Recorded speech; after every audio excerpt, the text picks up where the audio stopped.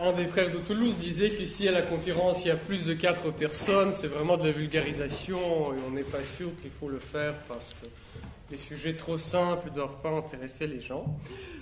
Donc ça va, ça devient plus sérieux que la dernière fois, hein. Ça va mieux. Donc Marie-Arnaud m'a demandé de parler un peu ce soir au sujet la foi.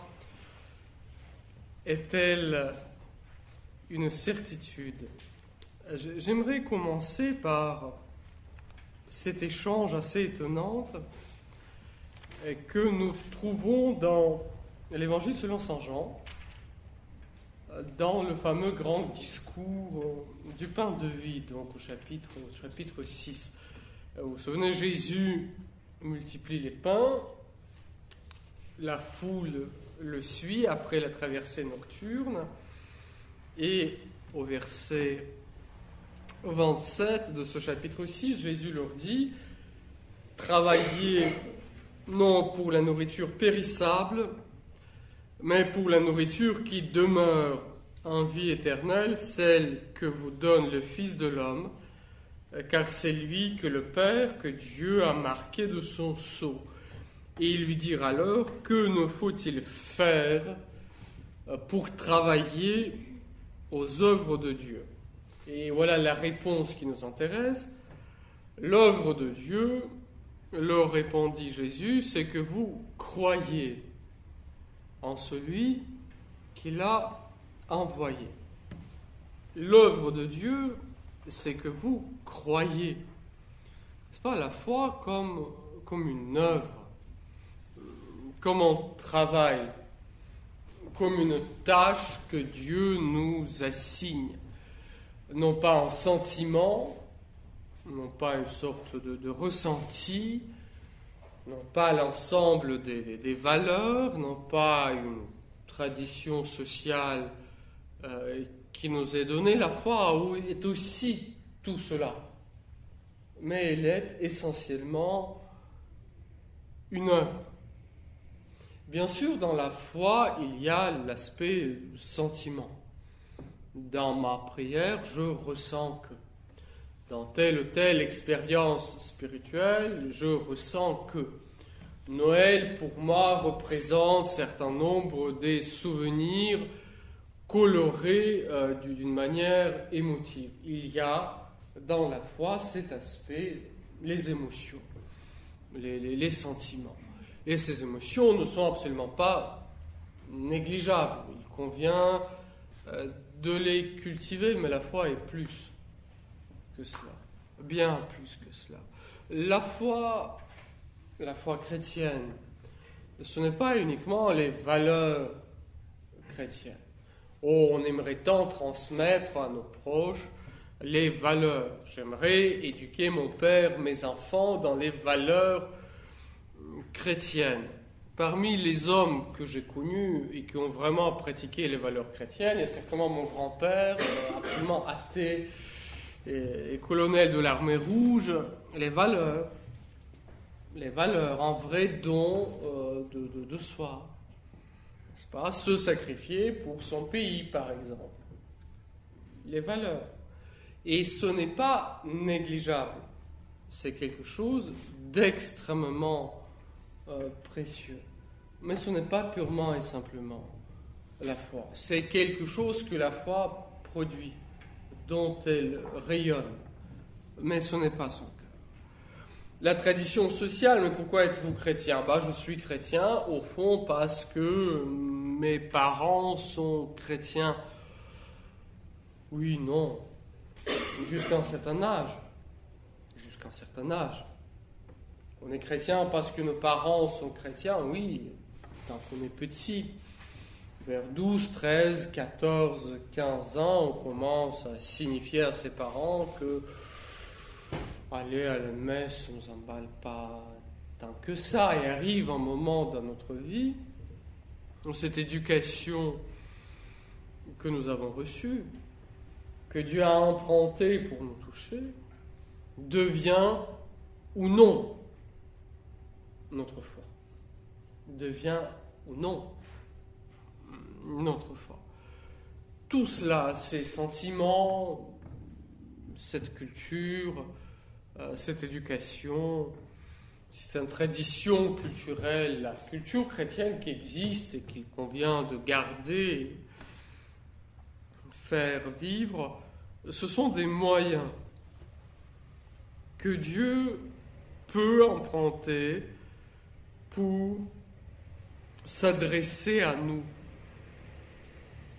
Mais va-t-on répondre ou non? Et c'est là où il y a toute la question. C'est pas notre œuvre de foi commence, est-ce que je vais ou non répondre à ce que Dieu me dit? Il y a cette œuvre de l'écoute de Dieu, nous en avons parlé. La dernière fois, quand nous nous sommes vus, on parlait de la lecture de la Bible.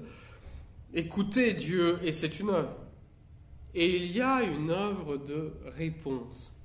Il y a chez Zola une fameuse trilogie sur la question sociale dans l'Église, les trois villes, Lourdes, Rome, Paris. Et si vous avez lu ce roman Lourdes, c'est l'histoire d'un prêtre, un jeune prêtre, qui commence à perdre la foi, et qui dit à Dieu qu'il veut voir un miracle. Et s'il voit un miracle, alors là, il retrouvera la foi. C'est pour cela qu'il va accompagner le pèlerinage à Lourdes. D'ailleurs, Zola s'est rendu à Lourdes. Il a observé beaucoup de choses, et quand vous lisez ce roman, c'est très intéressant, c'est croquis en quelque sorte. On voit ce qui était le pèlerinage de Lourdes vers le dernier tiers du XIXe siècle. Et une fille paralysée qui l'accompagne, ce prêtre, retrouve l'usage de ses membres. Et il se dit, c'est l'émotion. C'est le choc émotif. C'est l'autosuggestion. Dieu lui donne en quelque sorte le miracle qu'il a voulu voir, et lui choisit de ne pas répondre. Il n'arrive pas à croire. Il se trouve être trop faible pour accomplir cette œuvre de foi. Ce dialogue entre Dieu et nous qui s'instaure, Dieu parle et l'homme répond, peut-il donner lieu à une certitude? Une certitude. Mais avant d'en parler, j'insiste sur cela. La foi chrétienne, ce n'est pas d'abord l'ensemble des doctrines. La foi chrétienne, ce n'est pas une liste des propositions à tenir et je mets ma signature en bas de cette liste. Et dans cette liste, je peux peut-être un jour trier entre ceci ou cela. La foi, ce n'est pas moi qui ressens ceci, moi qui pense cela. La foi chrétienne est essentiellement une réponse. Donc, elle exige un certain silence. Elle exige une écoute, elle exige un décentrement de soi. Je ne suis pas le premier. Je réponds à quelque chose. Et cette réponse va structurer ma vie. Ce dialogue peut-il donner lieu à une certitude? La foi est-elle incompatible ou non avec la certitude? N'est-ce pas quand nous disons d'habitude « je crois que », non pas « je crois » au sens religieux fort, mais « je crois que demain il pleuvra ». Cela signifie qu'en réalité je ne suis pas certain, je ne suis pas du tout sûr que. Il se peut que, je suppose, il y a des raisons, mais au fond c'est probable, mais rien de plus. Qu'est-ce qu'il y a derrière cette certitude de la foi? Et un tout premier point sur lequel il faut insister, et je pense que c'est absolument pas vu, et pourtant c'est important, la foi, non pas la foi religieuse, mais la foi au sens le plus large du terme, est une attitude naturelle et fondamentale de la connaissance humaine. La foi, au sens le plus neutre, le plus naturel. C'est une attitude la plus générale et la plus fondamentale de la connaissance humaine. La plupart des choses que vous les connaissez par un acte de foi. Comment savez-vous que vos parents sont vos parents? Parce qu'ils vous l'ont dit et vous le croyez. Vous êtes sur l'arrêt de bus et vous demandez à quelqu'un quand arrive le prochain, il vous répond, vous croyez. La plupart des choses que vous avez apprises à l'école, vous croyez. Quelqu'un qui a de l'autorité dit quelque chose et spontanément, vous acceptez ce qu'il vous dit. L'immense majorité des choses que vous connaissez, vous les connaissez grâce à cette attitude fondamentale qui est une foi. Je souligne, je ne parle pas ici de la foi religieuse, je parle ici de l'attitude de la foi qui fonde toute communication interpersonnelle. Après, vous pouvez aller vérifier.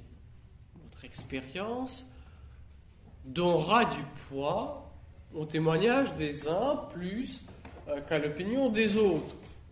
Ce que dit quelqu'un qui a de l'autorité morale pour vous a plus de poids que l'affirmation de quelqu'un pour qui vous n'avez aucun respect.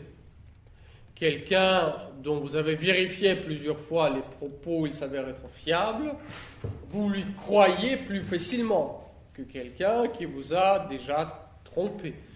Telle ou telle affirmation peut être vérifiée scientifiquement. Est-ce que mes parents sont mes parents?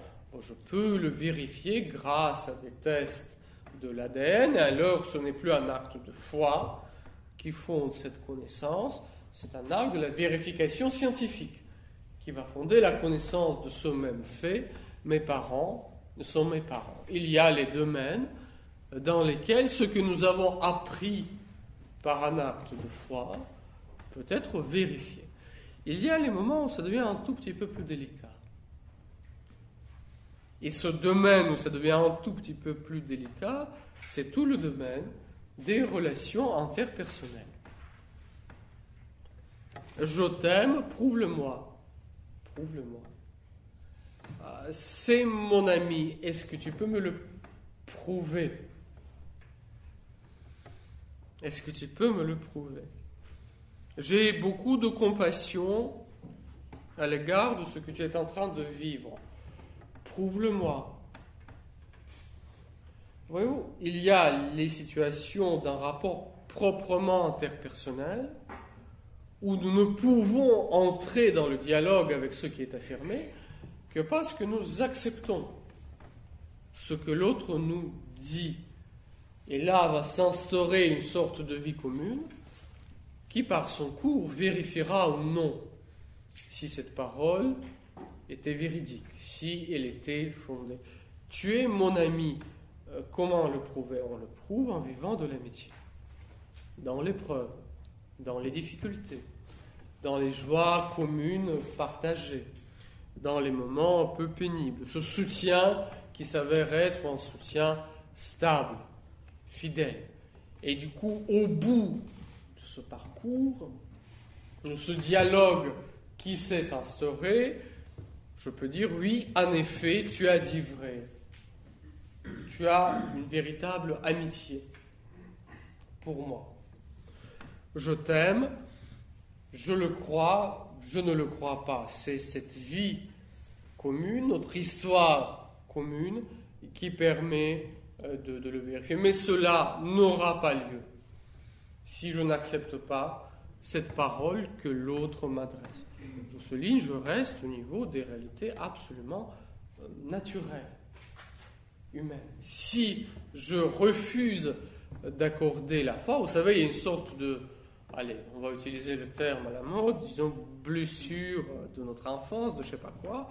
J'arrive pas à faire confiance à quelqu'un qui a été profondément trahi dans son espérance. Parce que, de fait, cette attitude de confiance est une attitude spontanée et naturelle pour l'homme. Quelqu'un qui n'arrive pas à faire confiance à l'autre. Du coup, qui n'arrive pas à démarrer une véritable relation d'amitié. Ni même tout simplement une véritable collaboration naturelle, au sens professionnel, technique. Si je suis persuadé que mes collègues de travail m'en veulent et que je ne peux pas leur faire confiance, ça va saboter notre travail commun. Il faut que je change quelque chose en moi, de sorte à arriver à faire confiance aux autres dans le domaine du raisonnable. La foi religieuse, la foi chrétienne, est quelque chose de bien plus profond et complexe, mais qui va s'appuyer sur cette attitude et sur cette certitude naturelle de la foi. Je crois que c'est mon ami. Je crois dans l'amitié qu'il me porte. Est-ce une certitude? Oh oui, c'est une certitude. Qu'est-ce qui te permet d'avoir cette certitude? Cette vie commune, notre vie commune, ce que nous avons vécu ensemble. Dans le moment difficile, il a été à mes côtés. Il a payé de sa personne pour mon bien. J'ai vu qu'il me préférait à lui-même. C'est pour cela que je suis sûr de mon ami. Là, cette foi humaine devient une certitude. Peut-on arriver à une certaine connaissance de Dieu, voire même à une connaissance certaine? Oui. Mais là, il faut lever quelques malentendus. Nous n'aurons pas des preuves de l'existence de Dieu si par les preuves nous entendons une démonstration mathématique. Et ce pour plusieurs raisons. Je vais en donner deux principales, à mon sens. Tout d'abord, Dieu n'est pas un objet mathématique. Dieu n'est pas une réalité proportionnée à mon intelligence. C'est pour ça que je ne peux pas prouver l'existence de Dieu comme je pourrais prouver ou trouver une solution à un problème mathématique, parce que Dieu n'est pas proportionné à mon intelligence, voire même précisément parce qu'il est Dieu. Si j'aurais pu donner une démonstration aussi convaincante de son existence que je peux le faire pour un objet purement intelligible, peut-être je n'aurais pas affaire à un Dieu au sens biblique du terme. Ça serait un des innombrables idoles que je me fabrique. Dieu n'est pas quelque chose qui m'est d'emblée proportionné. Et puis, Dieu aurait-il pu s'imposer à nous avec une évidence, par-delà l'épreuve? Oui, bien sûr. Bien sûr. Dieu aurait pu rendre sa présence, son action, sa vie évidente pour nous, comme l'est la lumière du soleil. Cela aurait été une évidence. Le problème, ça serait plus simple certainement, sauf que on ne peut plus le choisir. On ne peut plus le choisir.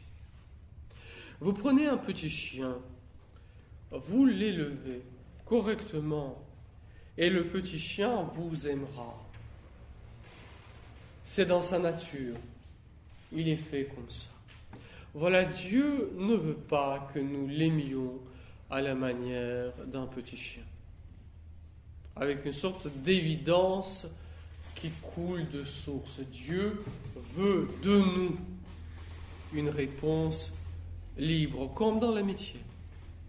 Comme dans l'amitié. Et je pense que chacun de nous a expérimenté dans sa vie cette situation où l'amitié la plus sincère et profonde que nous proposons ne trouve pas de réponse en face de nous. Est-ce la défaillance de notre côté? Est-ce la défaillance du côté de celui à qui nous nous adressons? Les deux, peut-être, quoi qu'il en soit. Il est préférable d'accepter ce refus plutôt que de s'imposer un ami. Vous savez, une sorte de film d'horreur.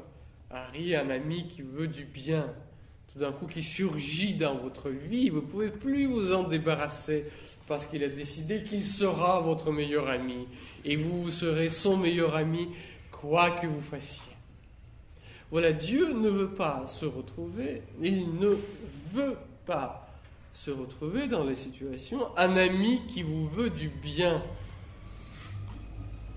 Non pas une sorte de maniaque qui a besoin absolument de votre affection pour vivre, mais quelqu'un qui vous propose un don absolument gratuit et immérité de votre côté, de son amitié, de sa connaissance. Cela voudra-t-il dire que si nous ne pouvons pas avoir une évidence de Dieu, voire même, il convient que nous n'ayons pas d'évidence de Dieu, cela voudra-t-il dire que nous ne pouvons rien connaître sur lui avec certitude? Non, certainement non. Nous pouvons arriver à une connaissance certaine de Dieu. Les fameuses démonstrations de l'existence de Dieu. Ces démonstrations ne marchent pas à la manière des démonstrations mathématiques. Ce sont les démonstrations au sens médiéval du terme, c'est-à-dire on vous montre quelque chose, on vous fait parcourir un certain chemin, on vous fait vous poser un certain nombre de questions et découvrir un certain nombre de vérités, mais cela ne va pas forcer votre intelligence. Cela l'éclairera. La contemplation du monde, avec son ordre, son harmonie, sa complexité. L'expérience de la beauté. L'expérience d'un certain devoir moral. Pourquoi je ressens en moi comme un besoin impérieux de faire ainsi, même si je sais que c'est plus plaisant, plus facile, plus utile de faire autrement. Il est plus utile de ne pas faire ceci, mais je sais que je ne peux pas ne pas le faire. Je ne pourrai pas me respecter si je n'agis pas de la sorte d'où vient en moi ce devoir du bien. Je me dois à quelque chose qui me dépasse. D'où me vient ce quelque chose qui me dépasse? L'expérience d'une véritable compassion que l'autre témoigne à mon égard. L'amour des ennemis. Si vous voulez prouver l'existence de Dieu, montrer l'existence de Dieu, montrer ceci. Parce que cela, l'amour des ennemis, n'est pas explicable autrement que par l'action divine. Est-ce que tout cela est insuffisant du point de vue mathématique? Oui, bien sûr. Mais Dieu n'est pas une réalité mathématique. Il n'est pas une idée abstraite. Ce n'est pas un nombre, ni un concept. C'est quelqu'un. Et quelqu'un se découvre, se dévoile avec certitude dans une relation proprement personnelle, l'amitié, l'amour, la confiance, le don de soi, le sacrifice. Le sacrifice. Cela nous amène à quelque chose qui nous dépasse radicalement. Avec certitude, oui. Mais, bien sûr, il y a cette fameuse définition du premier concile du Vatican, dans Dei Filius, où le concile dit que l'homme peut, à la lumière naturelle de la raison, connaître Dieu, principe et fin de toutes choses, avec certitude, à la lumière naturelle de la raison. Ce n'est pas sans la révélation. L'homme peut s'élever à la connaissance de Dieu en tant qu'il est principe de toute chose, n'est-ce pas? Principe de notre vie, principe de l'univers, principe de l'ordre d'univers, fin de toute chose, ce vers quoi tend notre vie, l'existence du monde, avec certitude. Et c'est une remarque de Pie XII, je pense, dans Humani Generis, qui est très éclairante à ce propos. Il dit « Les vérités les plus profondes, les vérités qui nous rendent véritablement humains, n'engagent pas uniquement l'acuité de notre intelligence, mais aussi la droiture de notre volonté, mais aussi la droiture de notre volonté. Pour découvrir certaines vérités, il faut avoir une volonté droite et pas simplement la tête bien faite. Parce que si je pressens que Dieu existe, si Dieu existe, pour de vrai, cela change quelque chose. Cela change quelque chose dans ma manière de vivre, dans ma manière de mourir, dans ma manière de construire mes amitiés, de vivre mes amours, de regarder les autres, etc. Si Dieu existe, cela m'oblige à un certain nombre de choses. Et si ces choses-là ne sont pas à mon goût, il est si facile, la question n'est pas de le nier, il suffit de ne pas regarder. Il y a les vérités pour lesquelles il suffit de ne pas regarder, de ne pas se poser la question et faire comme si ces vérités ne nous concernaient pas, parce que notre volonté n'a pas assez de droiture pour les affronter. Le mystère de la mort, il suffit de ne pas le regarder et vivre comme si rien n'existait. Et après, quand cela explose dans nos mains, nous découvrons que nous sommes mortels, avec un immense étonnement. Qu'est-ce qui se passait avant? Est-ce que c'est l'intelligence qui nous manquait pour voir cette vérité? Je suis mortel. Non, ce n'est pas la question de l'intelligence. C'est la question de la volonté. Je n'ai pas de quoi affronter ceci. Je ne veux pas le voir. Du coup, je ne regarde pas. Pour découvrir l'existence de Dieu, il ne suffit pas d'avoir une intelligence éclairée. Il faut encore que la volonté veuille se conformer au bien qu'il découvrira. Et ça, c'est une autre paire de manches. Et ça n'arrive pas avec les démonstrations mathématiques. Vous savez, il y a les gens qui sont les monuments de mauvaise foi. Voilà, dans nos rapports avec Dieu, nous sommes les monuments de mauvaise foi. Il y a les choses que nous voulons croire, que nous ne voulons pas admettre. Et puis, sur le socle de cette connaissance naturelle que nous pouvons avoir de Dieu, advient la révélation. La révélation. Et là, notre foi, notre croyance change de registre. Nous pensons souvent que croire, c'est tenir pour vrai un certain nombre de propositions. Je crois que ceci, je crois que cela. C'est pas faux, mais dans la foi biblique, c'est résolument secondaire. En premier lieu, croire, c'est croire quelqu'un.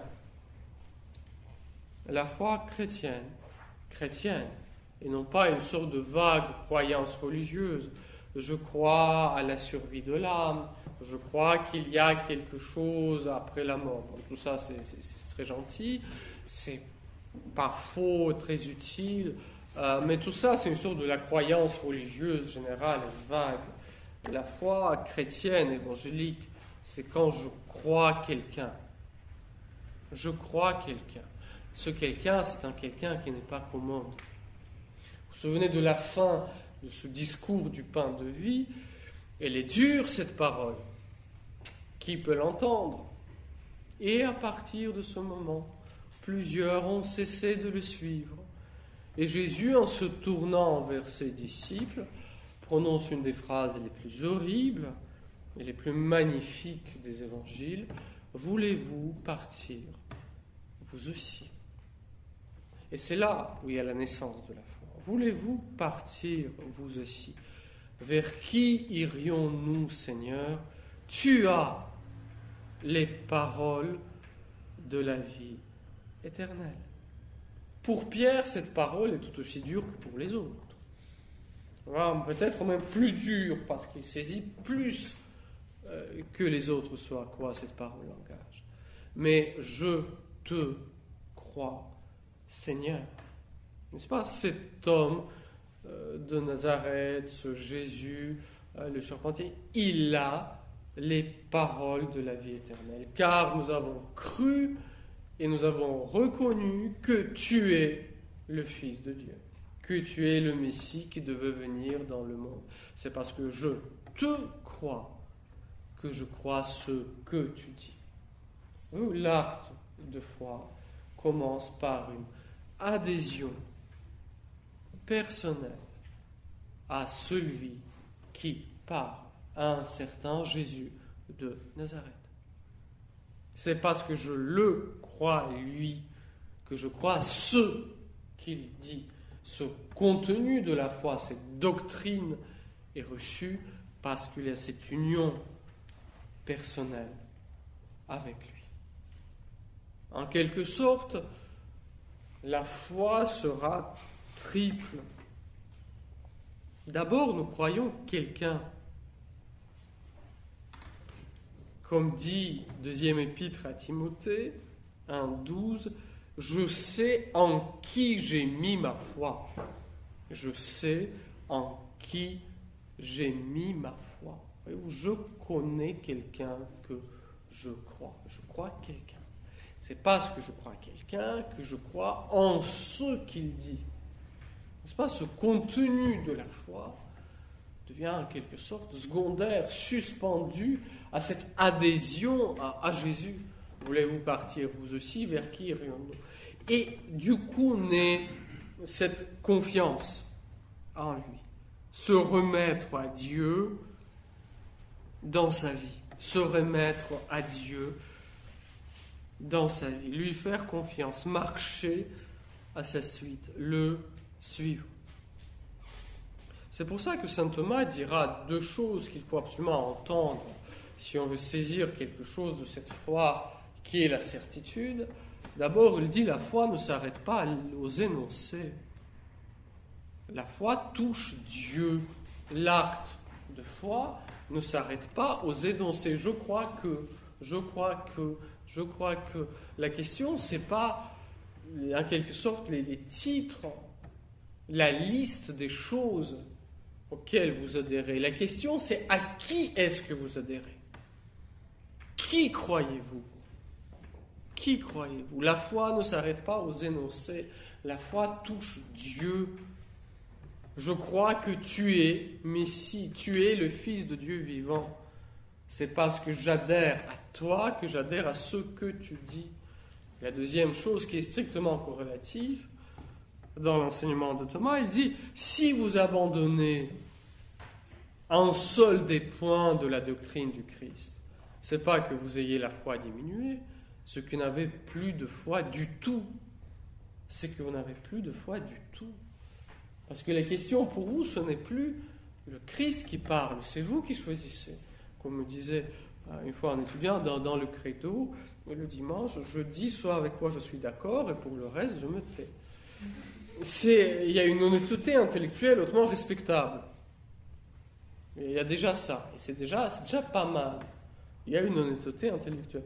Mais on est en dehors de la foi, de la vertu de la foi. On est dans la croyance. C'est moi qui décide ce que je prends, et c'est moi qui décide ce que je laisse. Au nom de quoi je le fais? Au nom de l'autorité de ma raison en moi. Ce n'est pas la question de l'adhésion au Christ, c'est la question de ce qui me plaît, de ce qui me déplaît. C'est pour ça qu'il n'y a plus de foi du tout. De foi dans le sens de la vertu théologale. Il y a une croyance humaine plus ou moins fondée. Et Saint Augustin donnera dans son commentaire sur l'Évangile selon Saint Jean cette définition absolument fondamentale pour nous. Il dit croire, c'est penser avec assentiment. Croire, c'est penser. N'est-ce pas? La foi n'est pas absurde. La foi ne contourne pas l'intelligence.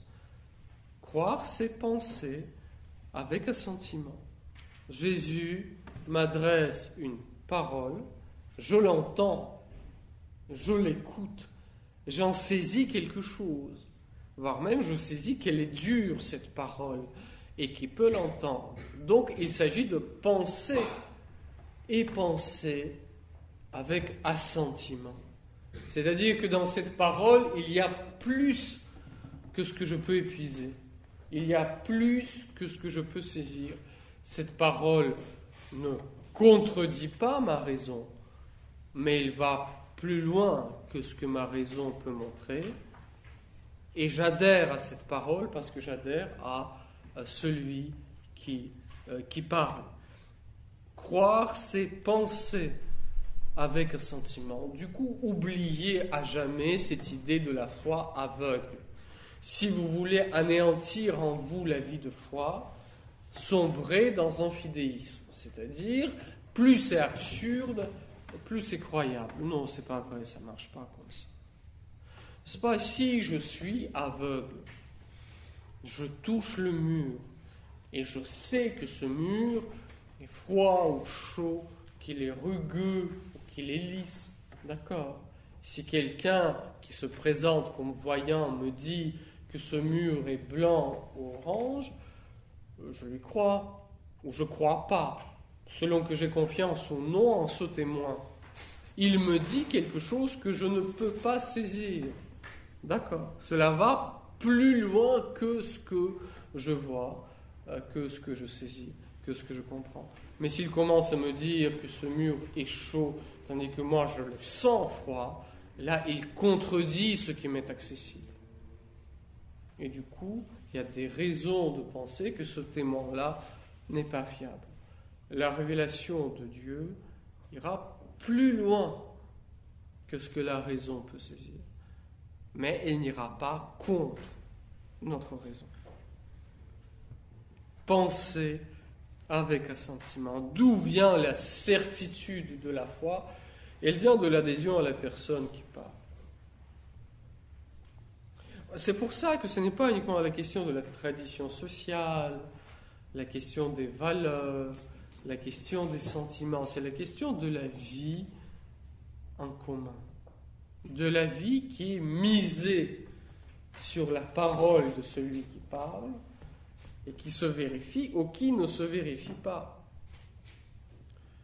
Et cette foi cherchera, si c'est une vraie foi, elle cherchera à penser, elle cherchera à comprendre, elle cherchera à scruter ce mystère de Dieu. Elle élève l'intelligence, elle stimule l'intelligence. Du coup, posez-vous des questions. Allez chercher pour de vrai des réponses. Le moyen le plus sûr d'anéantir votre vie de foi, c'est de refuser les questions que vous posez. Ça, c'est... On décide de ne pas voir, parce qu'on sent que ça demandera un effort. Un effort. Du coup, la foi fera appel à la liberté de l'homme. Et c'est là la fameuse liberté religieuse. Qu'est-ce que cette fameuse liberté religieuse que, entre autres, le Concile Vatican II va prôner? La liberté religieuse ne signifie pas que toutes les religions se valent. Si vous ouvrez le texte du Vatican II sur les autres religions, Nostra Aetate, vous verrez le premier paragraphe qui est consacré à la seule vraie religion, qui est celle du Christ. Et ce texte-là, le rapport de l'Église catholique avec les autres religions, ne portera pas sur la question de la liberté religieuse. C'est un autre document. Non pas Nostra Aetate, mais Dignitatis Humanae. De quoi s'agit-il? Dieu veut la réponse de l'homme. Il la veut positivement. Et cette réponse ne peut être que libre. Pour l'homme, c'est un devoir de chercher la vérité et l'ayant trouvée s'y conformer. Ce n'est pas une option, c'est un devoir pour l'homme de chercher la vérité et l'ayant trouvée s'y conformer. Mais cette recherche ne peut être que libre. C'est pour cela que quand n'importe quelle institution veut court-circuiter cette recherche et imposer cette réponse, c'est pas le Concile Vatican II parle entre autres face à un bloc communiste avec les persécutions antireligieuses. Quand l'État prend sur lui les fonctions de régulateur dans le domaine du fort interne, fausse le droit fondamental de l'homme, le droit à la réponse libre à Dieu, et ce droit de l'homme, le droit de la réponse libre, est fondé dans son devoir fondamental, qui est le devoir de chercher la vérité. Et l'ayant trouvé, s'y conformer. Chercher la vérité. Voyez-vous cette liberté de la foi qui n'a rien à voir de l'indifférence religieuse, du relativisme, de la légèreté, qui est précisément cette question de la dignité de l'homme qui engage l'homme tout entier dans cette quête. Nécessité de la foi pour que l'homme puisse s'accomplir véritablement. Car dans ces questions-là, il croira une chose ou l'autre. Il posera l'acte de foi que Dieu existe, ou il posera un acte de foi que Dieu n'existe pas. Dans les deux cas, il posera un acte de foi. Sur quoi le pose-t-il? Et c'est là où nous entrons dans tout ce domaine, ce qu'on va appeler les raisons de crédibilité. Il y a des témoins plus fiables que d'autres. Il y a des doctrines plus profondes que d'autres. Il y a les témoignages éthiques plus convaincants que d'autres. Il y a des raisons de croire. Cette affirmation de Pierre, vers qui irions-nous, Seigneur, tu as les paroles de la vie éternelle, n'est pas absurde. Elle est fondée sur quelque chose. Pierre a des raisons de croire cet homme, parce qu'il a vu un certain nombre de choses, parce qu'il a expérimenté un certain nombre de choses, parce qu'il a vu cet homme expulser les démons, commander à la mer, ressusciter les morts, multiplier les pains. Et pour toutes ces raisons, il juge que c'est bon et raisonnable de mettre sa confiance dans cet homme. Des raisons de croire, des raisons de crédibilité. Comment grandir dans la foi et donc dans la certitude de la foi? Je dirais ici, en guise de conclusion, deux choses. Tout d'abord, la foi grandit par la pratique. La foi grandit par la pratique. Et la foi vit et agit par la charité. C'est une opposition tout à fait stérile que de poser la foi et les œuvres. L'œuvre de Dieu, c'est que vous croyez. L'œuvre de Dieu, c'est que vous croyez. Croire, c'est agir.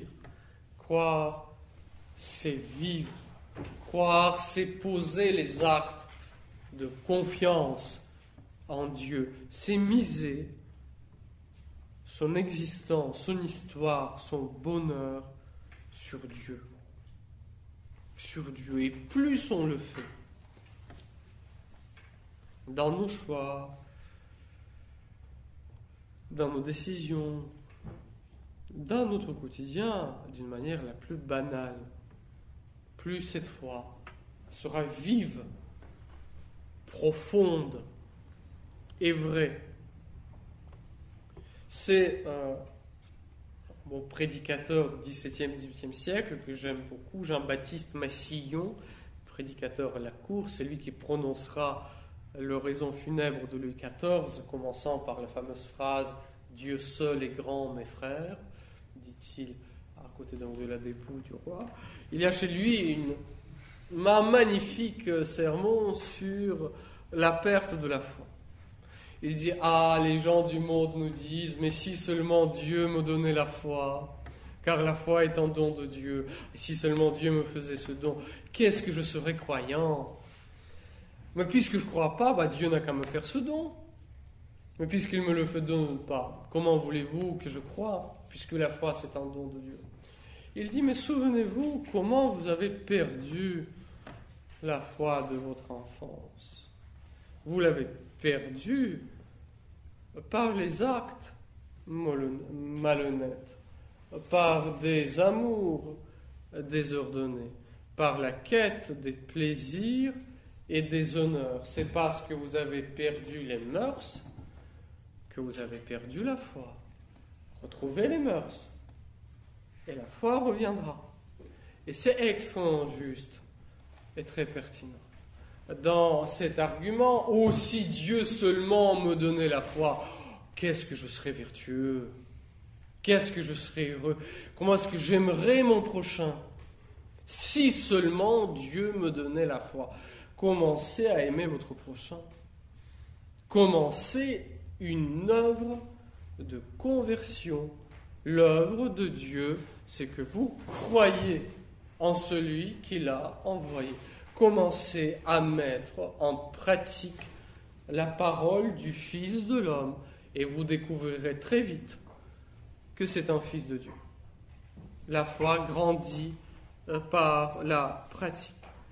Et aussi, et je terminerai par cela, pour que notre foi soit vive, il est utile de cultiver autour de soi les amitiés de foi, mais aussi les amitiés avec ceux qui ne croient pas.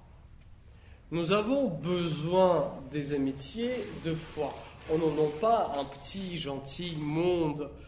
Déjà, mais vous ne trouvez pas que vous fréquentez un tout petit peu toujours les mêmes gens? Mais que voulez-vous, mon père? Je suis tellement plus confortable avec eux. On a les mêmes valeurs. C'est plus confortable, de fait. C'est plus confortable. Et on a besoin d'avoir autour de nous des témoins de foi. N'est-ce pas? Des gens dont la foi nous stimule, dont la vie de prière nous aide.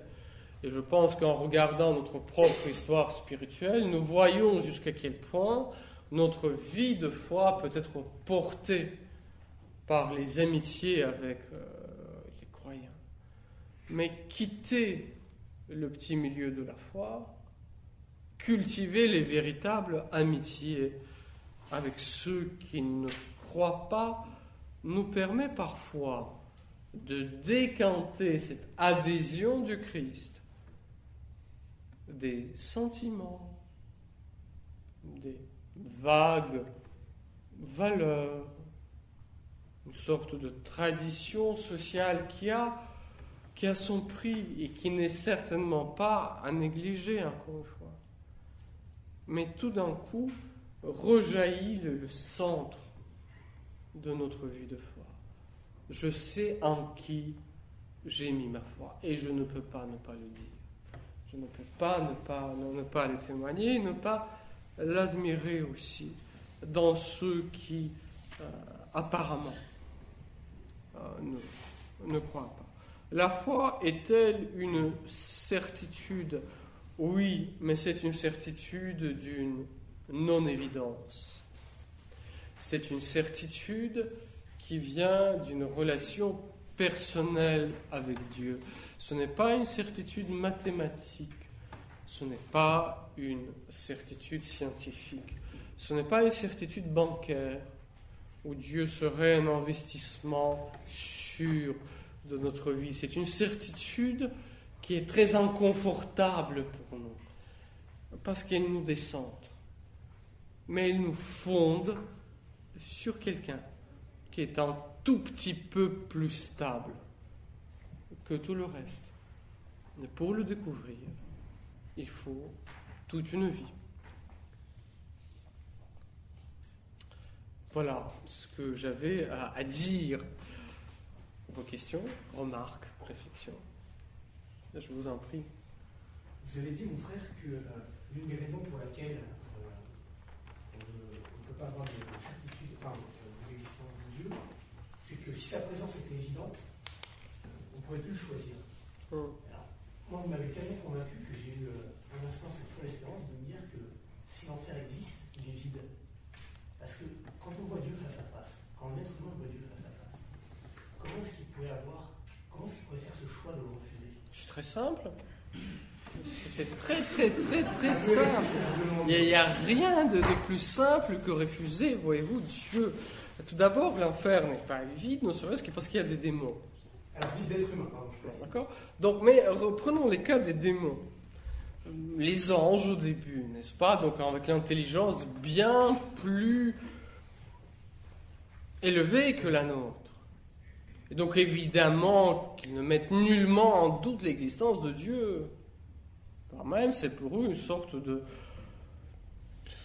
l'intuition presque immédiate, l'existence de Dieu. Le fait qu'ils dépendent de Dieu, qu'ils n'existent que par Dieu. Et ils n'en veulent pas. Et ils n'en veulent pas. En jeune homme riche, maître bon, que dois-je faire pour avoir la vie éternelle?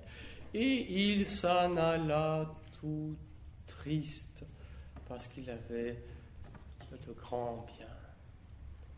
Cette prophétie de Siméon, celui-là, pour le relèvement et la chute de beaucoup en Israël, Jésus qui passe, relève et fait tomber. N'est-ce pas, face au mystère de Dieu, plus vous êtes près de lui, plus votre choix est radical. Plus votre choix est radical. Oh, ça serait si simple si je vivais au temps de Jésus. Je n'aurais pas affaire à des prédicateurs quelconques.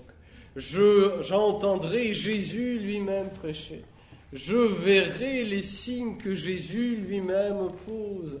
À côté de lui, il me serait si facile de croire. Rien de mensueux. La présence de Dieu ici-bas est toujours en quelque sorte sacramentelle au sens large du terme. C'est-à-dire ceux qui le manifestent le cachent en même temps. Cette sainte humanité de Jésus manifeste sa divinité et la cache. Est-ce que tout le monde verra Dieu au moment du jugement dernier? Oh oui, mais à travers sa sainte humanité, à travers la sainte humanité de Jésus, doux pour les uns, terrible pour les autres. Il y a cette idée qui court beaucoup chez les chrétiens en Occident, que au moment de notre mort, tout homme voit Dieu, et quand on voit Dieu, on ne peut pas ne pas l'aimer. Écoutez, pour voir Dieu dans son essence, il ne suffit pas, voir Dieu, c'est quelque chose dont la créature est radicalement incapable. Donc il faut que Dieu lui donne une lumière toute particulière. Ce n'est pas uniquement avoir une certitude de l'existence de Dieu, mais le voir dans son essence. C'est la gloire des bienheureux. Et on y entre, qu'on soit un ange ou un homme, par un acte de confiance en Dieu. Par un acte de confiance en Dieu. Ce n'est pas parce qu'on ne croit pas en Dieu qu'on fait du mal. On peut très bien croire en lui et faire du mal. Il y a une délicieuse histoire que j'aime beaucoup. À l'époque de Staline, pendant plusieurs années, il n'y avait plus d'ordination épiscopale dans l'Église orthodoxe, parce que c'était totalement gelé. Et au moment de la Deuxième Guerre mondiale, il y a une sorte de dégel dans les rapports avec l'Église, et il permet l'ordination d'un certain nombre d'évêques. Très bien. Donc, ils vont sortir, entre autres, un personnage tout à fait remarquable, un très grand médecin, chirurgien, qui était emprisonné pour ses convictions religieuses. Il permet son ordination épiscopale et il doit gérer un certain nombre des questions, des rapports du patriarcat avec le pouvoir soviétique. Il doit aller voir Staline. Il se dit, comment est-ce que je vais je prends une grande tenue, petite tenue, je m'habille en Pékin, qu'est-ce qu'il faut faire, qu'est-ce qui serait le plus approprié. Staline était comme l'ancien séminariste, n'est-ce pas? Il dit, bon, on ne va pas hériter trop, il va en Pékin. Très bien, parfait, l'entretien se passe très bien, Staline l'accompagne jusqu'à la porte, et en lui ouvrant la porte, au tout dernier moment, il le prend par la manche de sa veste, et lui dit, vous avez peur de moi, c'est très bien, et de lui, vous n'avez pas peur, et sur ce, il ferme la porte derrière l'évêque. Ce n'est pas parce qu'on n'a pas la foi qu'on fait le mal. Et de lui, vous n'avez pas peur? On peut avoir très bien la foi. Les démons ont la foi. Non pas la foi théologale, non pas la foi de charité, mais ils savent très bien que Dieu existe. Et ils le haïssent de toutes ses forces. Ils le haïssent de toutes ses forces. Ne pensez pas que cette certitude plus grande rendra le choix plus facile. La certitude plus grande rend le choix plus radical et non pas plus facile. N'est-ce pas? Plus la révélation est éclatante, plus le choix est radical. Les deux cités, la cité du bien et la cité du mal, grandissent ensemble dans l'histoire. Plus la lumière de Dieu est éclatante, plus les ténèbres sont accusées. Donc ce choix ne devient pas plus facile, il devient d'autant plus radical. C'est une autre histoire. C'est une autre histoire.